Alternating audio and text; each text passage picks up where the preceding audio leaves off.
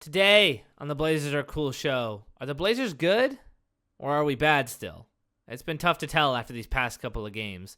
Brad and I will talk about what we think is making the Blazers hum right now and what's maybe holding them back from reaching their potential. Then we'll talk about the big man, Donovan Clingan, who's had an awesome, expected, good defensive start to the season, but a really bad offensive start to the season. Like, really bad. We'll also talk about Yang Hansen and why he's maybe not the best fit for this team right now and what we think the plan for him should be moving forward. And then we'll wrap it up by looking ahead at the next couple of games for the Blazers. We want to thank you guys for getting us to 1,000 subscribers. You crushed it on the last video. We've had an awesome time making these videos covering the Blazers, so we're glad to have you around. And if you weren't one of the first 1,000 subscribers, don't worry. Being one of the next 1,000 subscribers and helping us get to 2,000 is just as honorable, and we appreciate you just as much. So hit that subscribe button for us if you can. Hit a like for us if you're enjoying the Blazers season so far.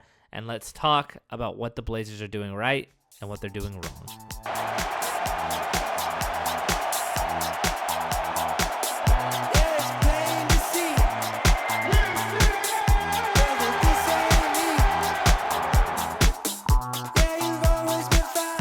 Brad, it's been three Blazer games since we talked.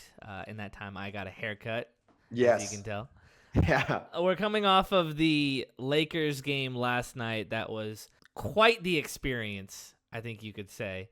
Yeah, it was terrible. Yeah, awful game after we had just won 3 in a row. Since we last talked, the Blazers squeaked by the Jazz, a game that we dominated for a good part, but almost blew, but didn't blow.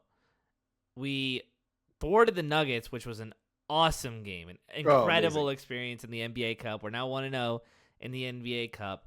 And no matter what you think about the Jokic call, whether it was a jump ball, I guess the league thought it wasn't a foul. It was a jump ball. It was a jump ball. That's what happened.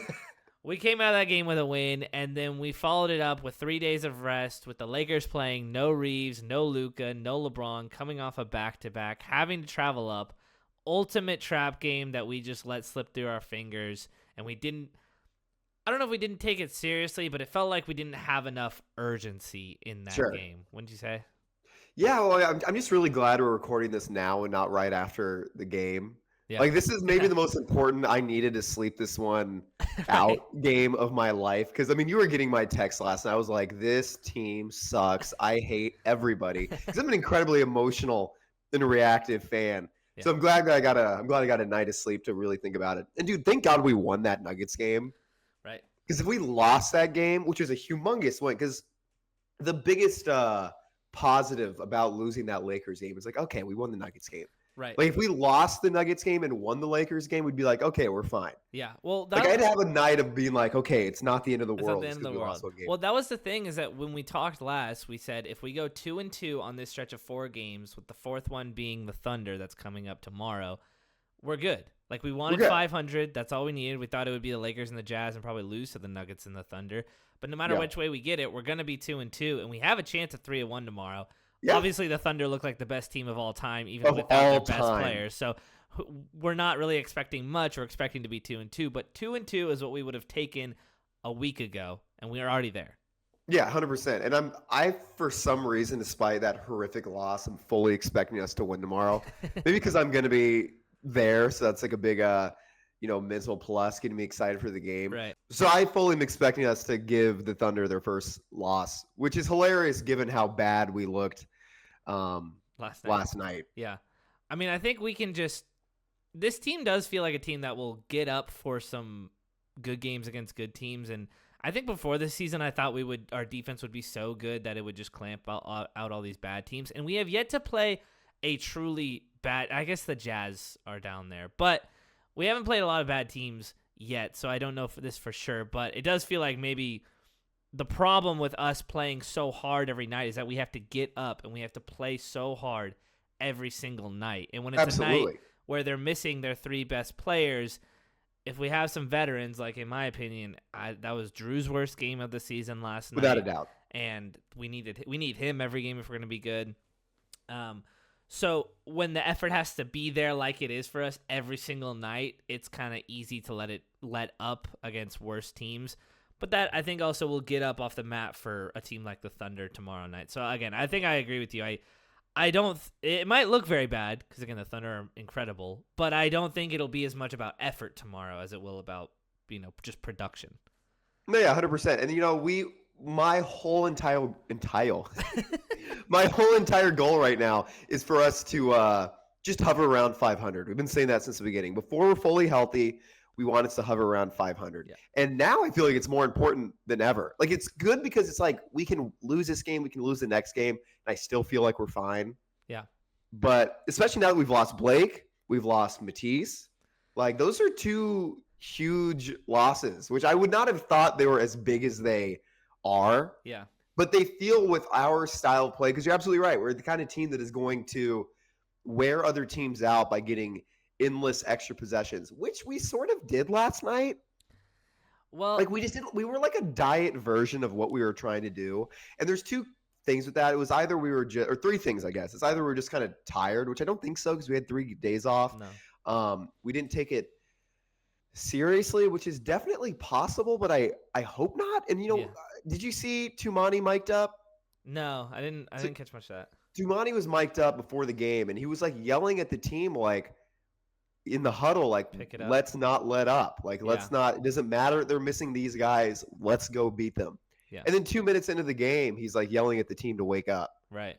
So you're not sure because you see Tumani's taking it seriously. You see Denny's fully invested. So I don't know if it was that we just didn't take them that seriously or if our style of play, this is kind of my concern, is that our style of play really needs 10 guys for it to succeed. I think it definitely does. That's why you're seeing these rotations that Tiago's putting out, like CD last night, and getting shout out to CD. He did pretty well. I thought CD played awesome last night. Yeah, I thought Caleb Love played like ass. I don't Except know if that one pass. Yeah, that one pass was really cool. Yeah, that was awesome. I see a lot of people griping about that online about these rotations, and I think a point of discussion after the game last night was people already making proclamations of like, I don't think Tiago's the guy. It's like, it's been 4 games. Let's relax. But I do feel what they're saying because these rotations are so crazy. But I really do understand them because we're gonna try and fit into that identity. And the problem is it felt like Blake and Matisse more than anyone on the team were willing to buy into that and really be playing really hard. And like, it's not like, Chris and CD were kind of great in their spot. There was that little sequence where they got a steal themselves, and Chris was awesome. Like, they've been doing a good job, but we can go even too deeper with Matisse and Blake there and just missing them. It feels like, I don't know, to me it felt like the starters last night just like kind of knew that they were not going to play like that. Like, they didn't come out the gate hot of it, and then we called a timeout and they kind of picked it up, but it felt like we were half doing it and half not. And it really is like we have to be doing it all of the time. And that's, again, why I'm okay with the rotations, because if we play this hard, this aggressive for 82 games, we're going to probably lose some guys to injury, and we're already seeing that. So we don't want it to be Denny and Drew, who are the ones we're losing because we're making them play this hard for 35 minutes. Well, here's the thing, dude, is that this starting lineup hasn't been good all season. Yeah. So, and that's just true. I think a minus 12 net. I could be wrong about this. I don't think there's been a game yet where the starting lineup won the minutes they were in. The way we've been winning these games, and it's why, because I'm not going to because hopefully they start playing better, that starting lineup. Yeah. And I actually fully expect them to, because that lineup should be better than what it's been. Yeah. It's one of the exciting parts about this team is that we have a winning record right now. And I don't think there's the only guys I've been okay, they're playing to their potential has been Matisse, Blake, Chris Murray. Yeah. Denny, I probably have to have a discussion about Denny soon. He has been carrying the offensive load a big. Yes, and Denny. But even Denny, there's things where I'm like, Yeah, the turnovers with Denny. And I expect you to be better at these things. Truthfully. But the way we've been winning these games, every game, at least to me, from what I've watched, is follow the same sequence where the starting lineup comes out kind of mediocre. Mm-hmm. We switch Jeremy in. We get a huge scoring boost. All of a sudden, the offense looks a lot better. Right. Then we put in the small ball bench mob, and they absolutely tear it up. Yeah. And at the end of the game, we put in the starters, and they almost lose it. That is verbatim how the Jazz game went. That's basically how every single game, for the most part, for extremes and not extremes, has gone. Yeah. It's gone with that exact sequence. And I thought last night looked like that's what was happening too. And I think what the concern is, or why it looked worse, is because since we don't have Matisse, since we don't have Blake, we don't have that bench mob to win us the games. Yeah. Because that's how we've been winning the games. We've not been winning the games with the starting lineups. The starting lineups has not, like I said, I don't know this 100% sure, but I'm pretty sure, has not won the minutes of a single game yet. They're a -10, and it's like 106 offensive rating, 117 defensive rating, both bad. That's bad. Yeah. And we can talk later about why we think that is, or if that's something that we should change. But it is a little concerning thinking that,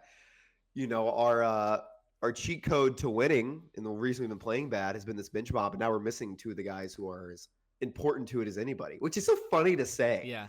Here's what I'm happy about. We've been saying now for the last year, it's like we want, or I guess 6 months, we want the Blazers to be the defensive version of the Pacers. Right. And we're absolutely that. Yeah. That feels like exactly what we are. And part of their identity is, being 10 guys deep. Mm-hmm. And you notice it. You can see it with the Pacers right now. Obviously, they're missing Halliburton, and Miles Turner is gone, so two best players. Right. But, when you take two pieces out of, I love my puzzles analogies. All of a sudden, the puzzle looks empty. Yeah, the puzzle's not complete. Unfinished. Yeah. Their impact, it's just hard to, Matisse's net rating still was so incredibly high. He was leading the league in steals. So it's just hard, and no one outside of this fan base, I think, is going to feel that impact, especially when it comes to Blake. They're not going to understand what those two guys meant, because every team deals with injuries, right? Yes. The Lakers didn't have Luka, Reeves, and LeBron. And they won. Exactly. We obviously can't chalk this up to being oh, woe is us. We're down so bad because we're missing them. But it's just it was so clear last night that we were missing the jolt of energy that Blake Wesley was. And we also won the Nuggets game without those guys, so it's not it's not doomsday at all. Clearly, it's possible because we beat a much better team. Right. Yeah, but yeah, there's good stuff, but it did feel like they were missing that spark.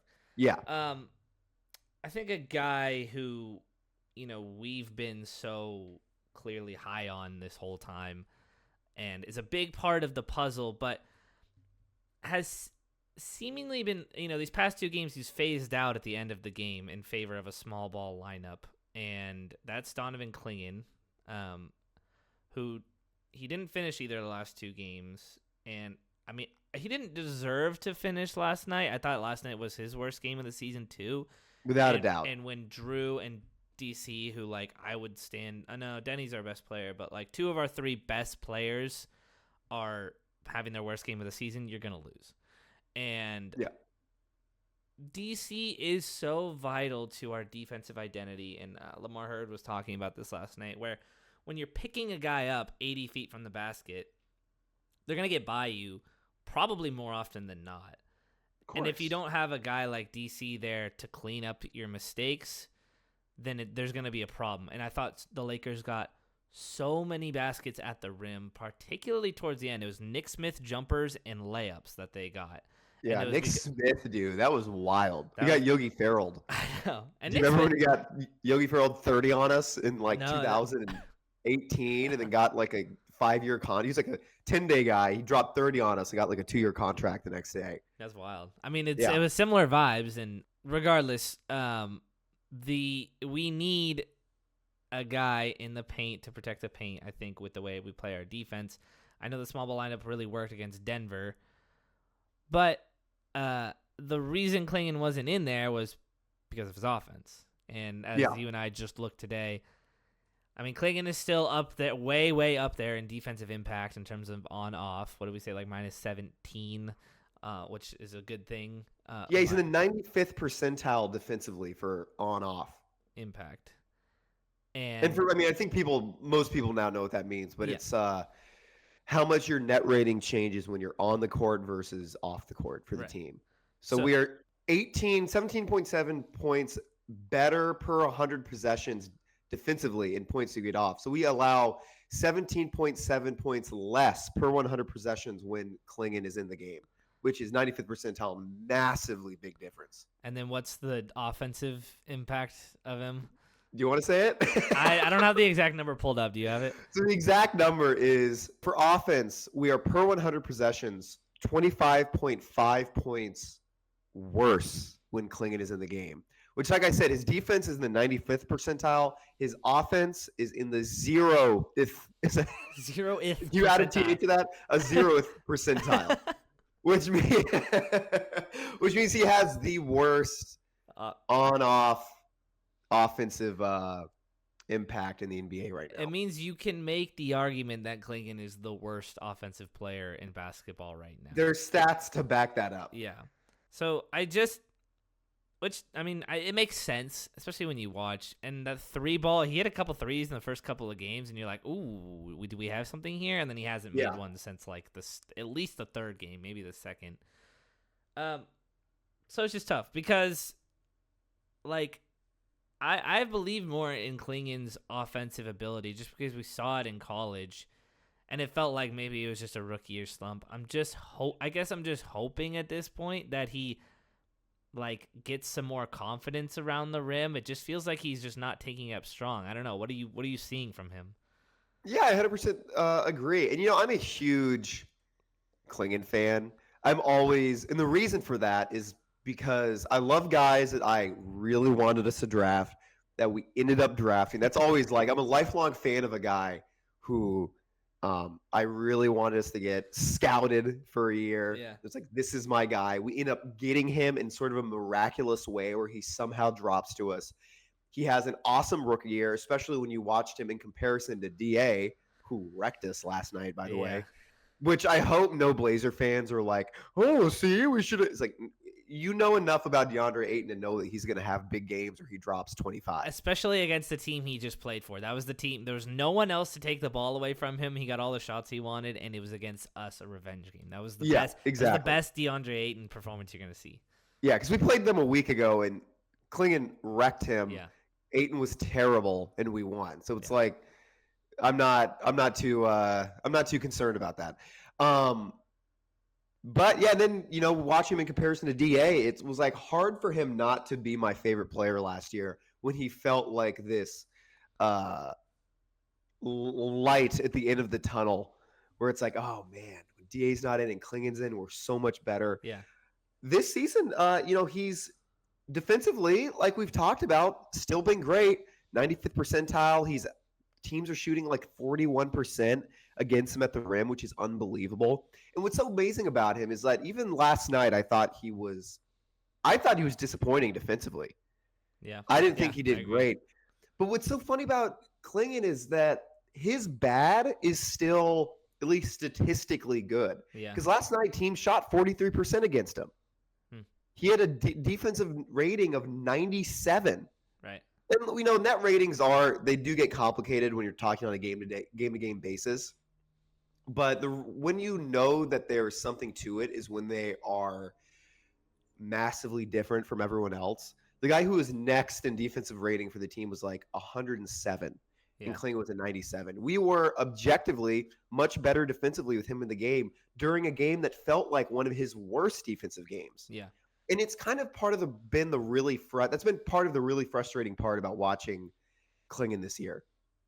Is you feel like even defensively, I feel like there's more I want to see more of that intensity. I want to see more of that physical dominance. Offensively, I mean, I think I've seen one good quarter from him this entire season, the third quarter in that first Lakers game. Yeah. Which made it more frustrating because it was it's not just the ball was going in the hoop for that game. It's you saw him play a different way. You saw him assert his physicality, assert his dominance. He's the third biggest guy in the NBA. I don't want to say he's playing soft because he's not playing soft, especially the way he's dominating defensively. But he's just not using his clear physical advantages well at all. Yeah. His finishing is somehow worse at the rim. His shooting is worse. His screening has been my biggest concern because I think our argument has always been, okay, maybe he's not a great finisher, maybe he's not a great shooter, but especially for this team, a team that has Denny that needs some space to open up to get to the paint, a guy like Shaedon who's not quite strong enough or doesn't have quite good enough handle to take guys off the dribble quite yet, he needs a good screener so he can get to the hoop. And we saw it last year when he played that our offense was better when Clingan was in the game last year. And this is a guy who we all thought clearly needed some improvements on the offensive end. And yet, even with that, we were better with him offensively on the floor. And the main reason for that was his screening, which to me has been both, I'm shocked with how little we use him as a screener to open up opportunities for guys like Denny and Shea. Maybe you might disagree with this, but it doesn't seem like that's what we're going for offensively. We're not trying to do any pick and rolls. We've got to be near dead last in the NBA in running pick and rolls. We're trying to, set screens up to open up moves for the ball handlers so they can move the ball around and catch cutters. Yeah. But, dude, Clingan's screen assists this year, he's 44th in the NBA, 42nd in the NBA in screen assists. He's basically dead last for starting centers. Yeah.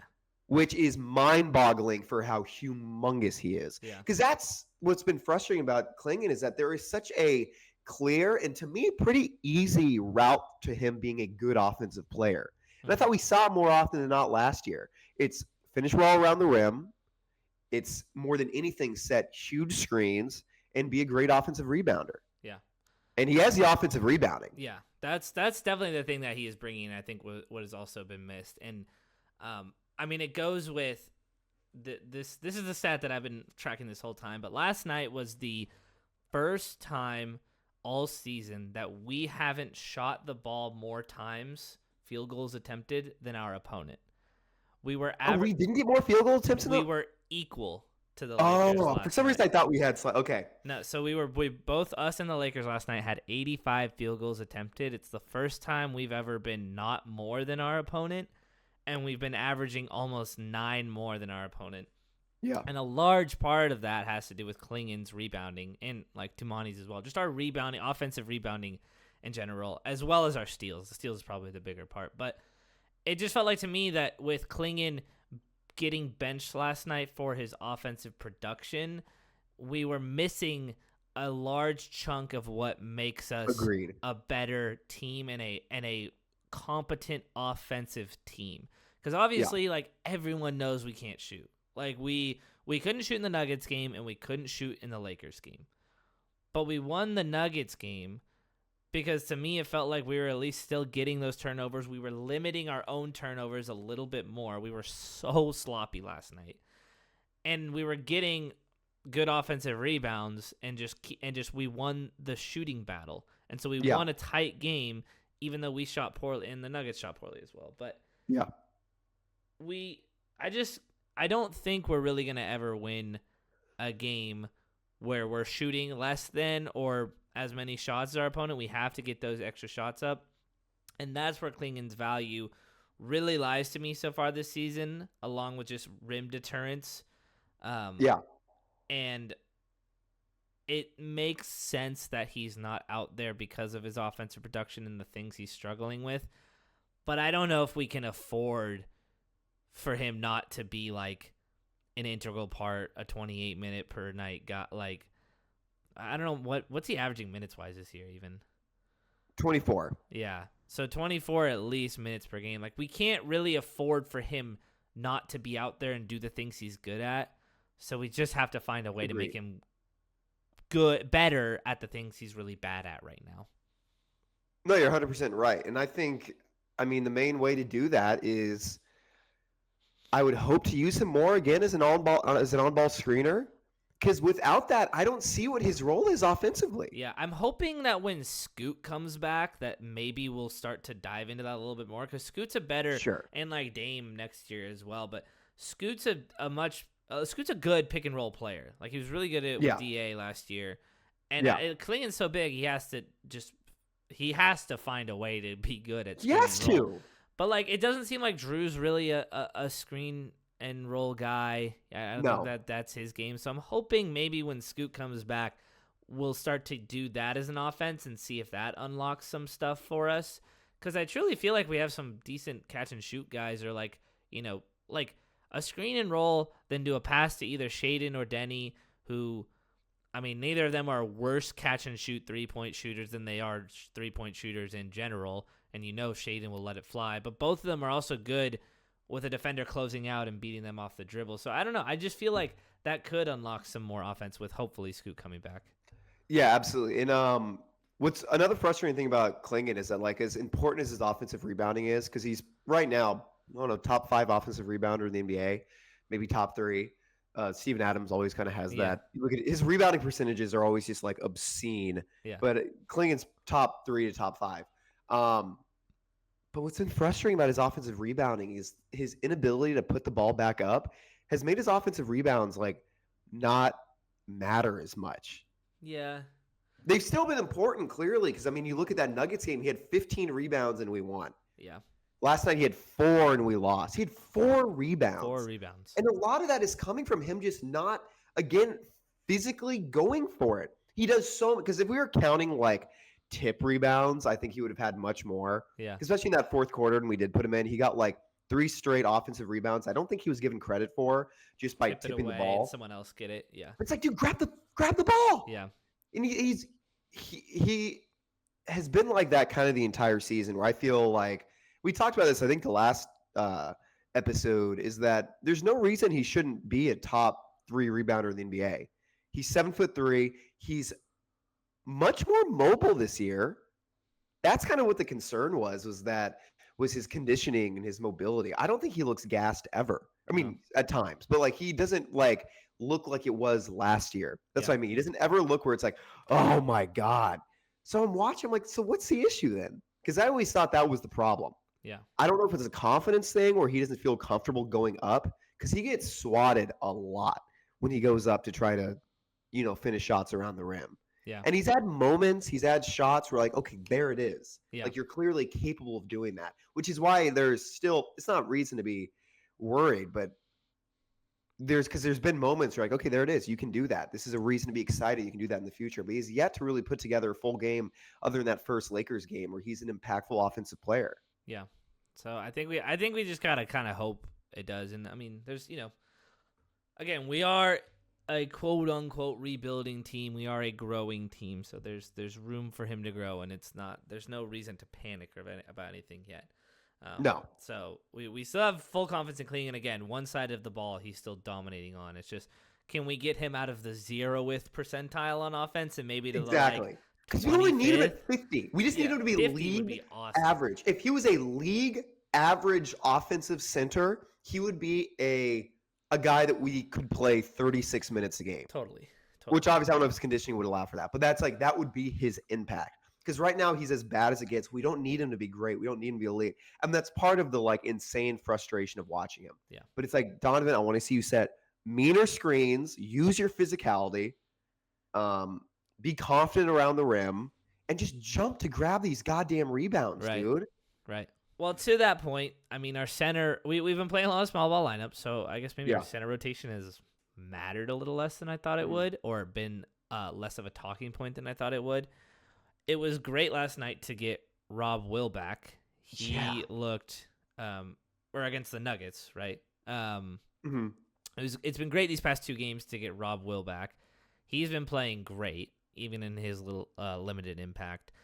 I think he can do a little bit more than Clingan offensively, but I do think there is ultimately some detractions for him. But he's, like you kind of described to me, like he's somehow fitting into the small ball lineup like a little bit. Like he's able to play kind of outside on the perimeter a little bit more. Well, that's what's amazing. He's somehow both a big center and a small ball center. Yeah.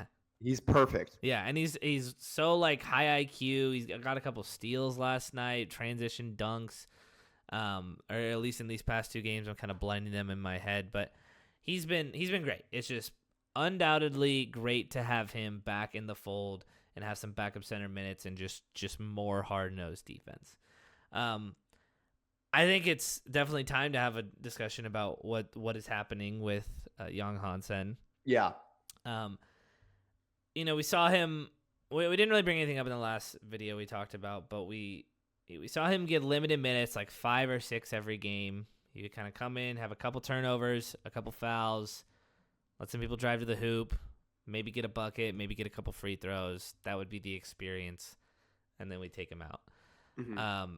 It's clear that he's not ready for NBA basketball right now. I don't think that's an argument we can make.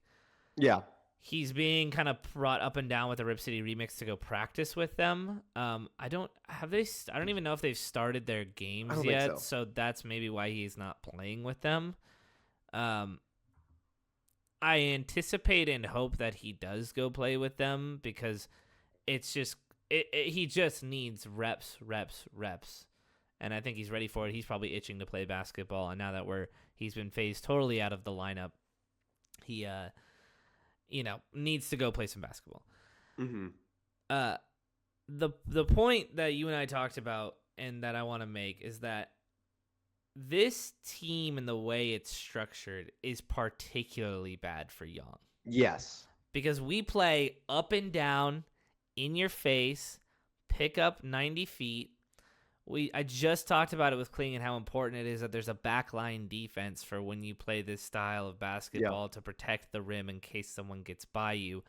Hansen is basically the furthest thing from that right now. I don't blame him at all really when you've got a guy running downhill like Anthony Edwards as fast as he can because he just beat Tumani at the midcourt line, and then you've got Hansen waiting for him trying to stop that. There's just he's cooked. There's no, he's a sitting duck. So it's tough because he's definitely got a lot to grow, but it's also tough because it just feels like kind of why did Cronin know we were going to kind of play this style, but also pick him? And it feels like he's in kind of a bad spot. Right, because he's not going to get that run with us. No, 100%. Because I still watch Hansen and think he's going to be a good player. Mm-hmm. In how we're currently playing, it's confusing on how he fits with this team, which again is not his fault at all. Yeah, because the way we envisioned Hansen was that we were going to have an intense defensive starting lineup that lacked offense, and he could be kind of a backup center who's sort of an offensive hub at the top of the key to feed cutters in our new offense. And the way we're structured is just not like that at all. No. The way we're structured right now is our bench plays faster. Yeah. They play faster and honestly harder defense. And he's kind of currently the opposite of that. And, you watch him, you still see the potential, but we're giving him zero opportunity or style of play to show anything that he's capable of. Totally. We're making him look, and this is not saying the Blazers need to change what they're doing. They don't. What we're doing is working. But we're giving him basically no chance to show his skill set. Totally. And that is both everyone's fault. Yeah. You know what I mean? That's front office's fault. That's the coaching's fault. That's Hansen's fault. It's kind of, I don't know. I don't really know because I love how we're playing right now because the way we're playing right now is how I think our style of play is a style of play that a finished product could be a contender. Right. I really do believe that. I don't want us to switch what we're doing to appease anyone because, there's all these should the Blazers trade for Josh? Should they trade for Zion? Should they trade for, all these guys? And it's I kind of don't want anyone who's not going to be exactly what we're doing right now. Yeah. No. I want to see a better version of exactly what we're doing right now. And it sucks for Hansen because he's such a clearly talented and capable player, but he needs to be in a slow-paced half-court offensive team. And we're the exact historically could be farther. Historically opposite of that. Yeah. So I feel bad for him, but I don't want to see us change that. Yeah. No, it's incredibly tough in an unfortunate situation. That's why, like, I don't know if the Rip City remix are like gonna mimic exactly what we do, or if they can tailor what they do to him. Because I think in like an opportune world, I would want Hansen to just play with the Rip City remix all season, and like, I guess be tailored to him a little bit. But I also want him to learn to play this style, I guess, if we're gonna use him, like. And I don't think he's like, from what we saw in Summer League, I didn't think he was the worst transition player at all. If anything, I thought he had some cool moments where he was running up the court, handling the ball, throwing these nice transition passes to people. Like, I think there's potential there, but I guess he has to just learn it somewhere else because it's not happening right now. And somewhere else meaning the G League. The G League, exactly. Yeah. So it's just tough. I think we just want to acknowledge that it's a tough situation, and we said this when we were predicting his outcome. It was going to start a lot rougher and then kind of get better because we think he's a hard worker. We think he has talent. We think he's just so far behind an NBA level experience that has a lot of room to grow. It's just unfortunate because right now, like, we don't practice. The NBA teams don't practice, and so if Hansen's if Hansen's gonna hang out with the team. And, like, those 5 minutes were some good exposure, but it's just hard to see that really benefiting him rather than just getting, 30 minutes of Rip City Remix play a night and getting in that conditioning and learning how to play defense. So I see him and I want him to be down there. If he's down there, I'm 1,000% going to a remix game when I come home to Portland. That would be super fun to see. And the remix, the Child Center at the Portland at the UP or something, whatever it's called. Yeah. The Child Center is going to be popping, but we're not out on Hansen, but just what's happening right now is just a tough position to be in. Yeah. And I think the other thing I want to say is I don't want to hear any of the Cedric Coward stuff yet. You should stop talking to me then. If you see this there's a video out there. When we did our draft selections, I had Cedric Coward high. I wanted him to take it. I am as much in the right as any of you guys to say Cedric Coward was the right pick. To me, those types of things don't do anything besides like inflate yourself up, make you feel better about yourself. I told you. He looks really good. He's been one of the best rookies. He would fit well in this team. It's unfortunate. But I think at least until, like, you just give the kid at least time before you take that joy upon yourself to do it. Because if you do it 3 games into the season, then I just think it's a selfish way to go about it. But that's just me. Looking ahead, like we've been talking about, the Thunder tomorrow, best team of all time. Hopefully we can just put up a bit of a fight, right? Dude, I feel good about it. Because I'm not as down. I mean, the more I think about it, I'm not quite as down on the team after last night as I think I should be. Because, like I said, I didn't think, obviously, we weren't at full effort, but at the end of the day, we went 9 of 40 from 3. Right. We shot, it was like 33 of 42 from 2. And so were we also good? I mean, both us and the Lakers shot 67%. I calced it out.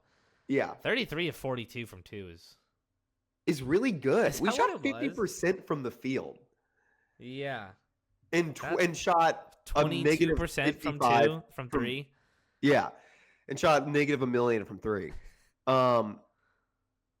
And to me, that's just how the season's going to go sometimes. Yeah, definitely. Because, looking at these next few games, like all the things that I would want to see us be better at, it's like, I want to see Tumani hit more threes because he's sort of shooting wise is what we were concerned about. Yeah. He's shooting, I think, 27% now from 3. 29. I thought it was in 30, but maybe not after last night. Because our concern with no Ant means more pressure on Tumani on the perimeter. And that's kind of what I'm seeing. Oh, I guess he's shooting 31%. Yeah. I don't know what I was looking at. But he's shooting 31%, which is bad. It's the worst of his career. Obviously, it's 7 games into the season. I expect and hope that he improves on that. I could say I hope Shaedon shoots better from 3 because he's shooting 25%. I could say I hope Donovan shoots better from 3 because he's at 22%. I could say I hope Drew has Not go 0-6. Yeah, not a game like last night. I mean, Drew's been incredible up to this point, and Of course, I mean, he's still also shooting now 31.9% from three. It's so just we could say all that stuff like, man, I hope this guy shoots better from three. But I think it's more that's the reality of what kind of team we are. Yeah. That the only people I think we can really rely on to shoot well from three are Jeremy and Denny. Yeah. Denny's been great on that end. He's been awesome. Almost 39%. Which is great. I know we're talking so much about like, oh, what star should we trade for? Yeah. Which is always my least favorite. I just hate that. Stars, the Blazers, what they need is a star. Yeah. It's like, no. What's cool about this team right now is like, we look like a team with right now could make the playoffs. Yeah. At the worst, make the play-in. Right. Especially now that we're fully healthy. Or especially now that we like, or especially when we get fully healthy, yeah, I mean. Totally. Because now because before Matisse and Blake went down and we knew Rob was coming back, it was like, is this like a high 40s win team? Yeah. With those guys gone, I'm back to being like, until they get back, just hover around 500. Totally. So looking at the next 4 games, it's like, I just want to see us win. We could even go, what would we be if we were 1-3? Would we be 1 below 500? We'd be what 5 and 9, 5 and 6, 5 and 6, yeah. Which wouldn't be the worst thing ever. Yeah. So I hope we go 2-2. Right. It's Thunder tomorrow at home, and then we start our first, I guess, bigger road trip out east with the Magic or the Heat, the Magic, the Pelicans, and the Rockets. 2-2 in that would be great. Again, it just feels like chunks of 2-2. Just like get a win. You can take a loss if you have a bad night, have a really bad shooting night. Like just keep hovering around that. And I think we have a decent chance to do that. I think we can find a win out of the Magic or the Heat. The Pelicans, they look like kind of a dumpster fire. We should be able to take care of business there, and then we'll see what happens with the Rockets. But I agree. It's 50-50. It's stay 500. This is going to be an incredibly tough schedule no matter what. We're making our way through it, and we don't look. We're in 7th. We had a chance to be 3rd last night if we beat the Lakers. Like the game last night, I'm hoping was a wake up call to be like, we can't take any night off. Stay up, and just keep fighting because it's going to be a long, long season. I think Can I ask you something? Yeah. Do you at all hope to see any different starting lineups? Yes. I don't know. I really don't know. Because At what some we're point- doing, because our starting lineup sucks. We can agree with that. Right. But the concern is, that's why it's really mean I don't know, is like, if we switch it up, does that change the way we've been winning games? I think it's like, I wouldn't be mad about it because I think it's warranted a change, like you said. Like, look, and I think that conversation obviously very heavily revolves around Shaden and Jeremy, and I think people who are listening, especially this far, know our thoughts on all of that. But I thought Shaden last night had an awesome third quarter. I thought everything else was a bit rough, and that's kind of where it feels like it is with him. It's like I thought he sucked defensively again. I've kind of been feeling that the last few games that he's like regressed a bit, which you've also seen some better offensive performances come from that. I don't know if he can physically handle being a great two-way player yet. Yeah. And I think he's been pretty – I mean, he had that humongous block that won the game. So it's awesome. like that alone, it's like got to give him big credit there defensively. But last night he was terrible defensively. I really do think that. But he was, he was being aggressive. You could tell he had more energy to get to the rim. So it's like this maddening, like, then what do we do here? Yeah. Because he did a great job of getting to the hoop, and it was awesome and needed. Because there was moments where there was slipping away, and Shaden was like aggressively getting to the hoop, and it was awesome. Yeah, totally. And I don't know. I think he could do that off the bench a bit better. So I would not be surprised if we saw that. I would not be upset. The whole confidence thing and like we need to cater to Shaden's needs to kind of hype him up. I just don't buy that. But also, like, I'd be worried that Jeremy maybe is just a guy who's better off the bench too. It's a bench we've never seen him play. Yeah. So I don't want to ruin that. So it's such a tough decision, and when I don't, I'm not jealous of Thiago for having to make it. Do you like how Thiago's been so far? I do ultimately like what Thiago's been doing. Yeah, I do too. I think he's getting creative and trying new things because we can, and because we're such a unique team right now, I think. And it's also, I mean, there's a lot of, this is how he coached a winning team in EuroLeague. Yeah. He won the EuroLeague with Paris Basketball, which is not a team that was supposed to be all that good, completely overachieved with them.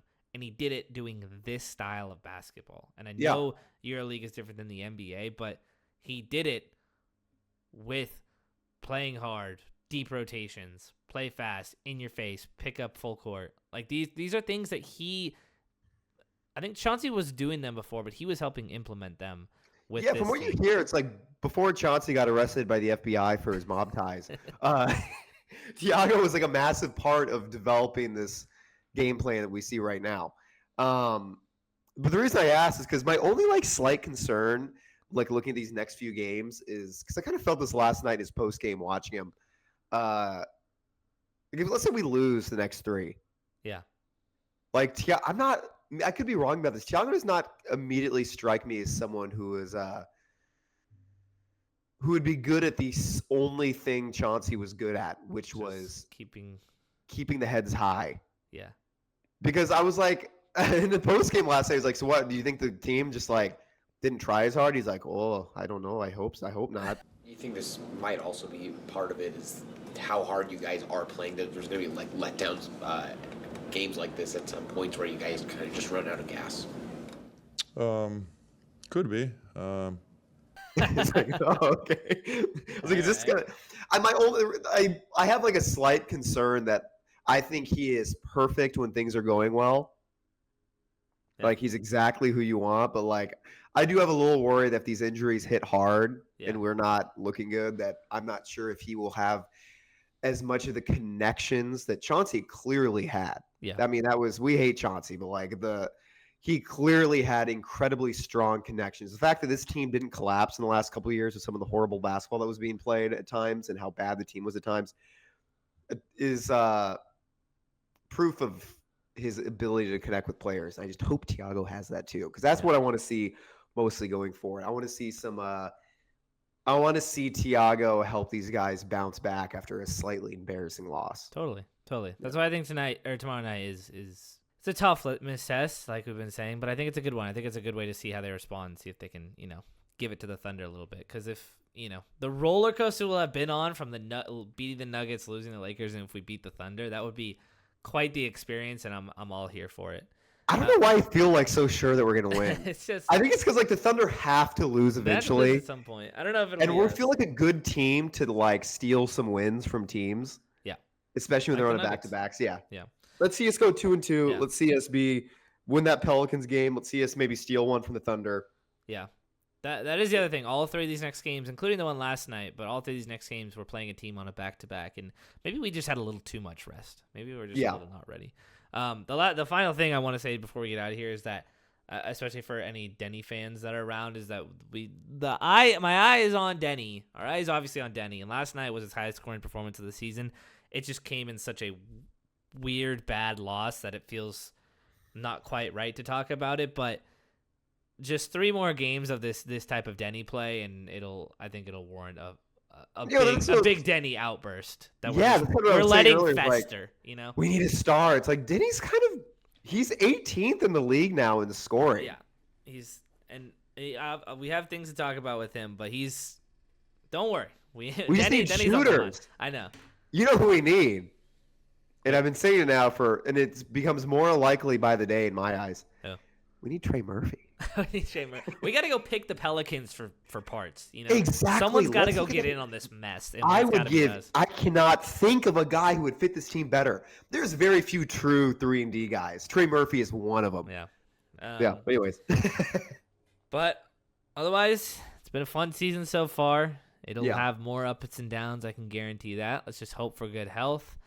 Let's hope Scoot comes back relatively soon. I think that's a nice punch that we could definitely use in a lot of ways, and Scoot will be very eager to play this style of basketball, I'm sure. We'll keep watching along. Thank you guys for getting us to 1,000 subscribers. That was a huge milestone. We started this channel last December, so we got that knocked out in less than a year, which I think that's awesome. We would have definitely taken. So we appreciate you guys. Keep throwing stuff in the comments. Let us know how you're feeling about the team. I think any opinion is warranted at this point, based on what we've seen. But 4-3 so far this season, we would definitely have taken it. And I think people are starting to catch on that the try-hard Blazers are pretty cool. People are realizing, more people are realizing the Blazers are cool, it's which starting is to so happen. nice to see. We're starting a movement. Yeah. Appreciate you guys. I'll talk to you later. See you.